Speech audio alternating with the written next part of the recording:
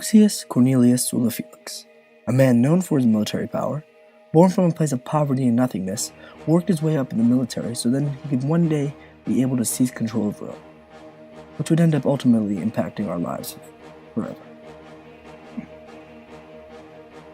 Lucius Cornelius Sulla was born in 138 BC in Rome and died in 78 BC. He was born into a patrician family, but they unfortunately fell into poverty at the time of his birth.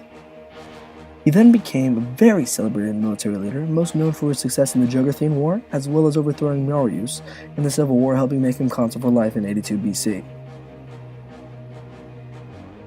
After the Juguthine War, Marius was made consul and took over the military campaign while Sulla was granted quaestor to him.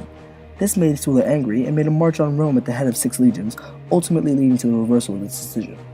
After he wasn't granted any political power, he decided to just take over the consul in search of complete power. Sulla forced himself as dictator even though Rome wasn't in a military conflict. He put out proscription lists which deemed anyone to whom he believed undesirable and paid people to bring them in dead or alive. We see this again in recent history, with people such as Fidel Castro of Cuba, the infamous Adolf Hitler of Nazi Germany, and even Napoleon Bonaparte of France. All these men were influenced by this one man, Sulla. Not everything was bad. Even though many people were killed under this man's reign, he was able to modify Rome's Senate into a positive manner. He reformed the constitution to grant it more authority in the Roman government, as well as lowering the power that the tribunes could hold. This ended up making being part of the Senate much more improved compared to the early Roman senators.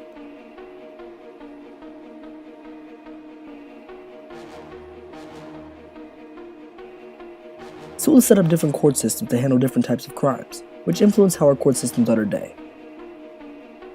His gruesome proscription lists were similar to the ways that Hitler took power in Nazi Germany.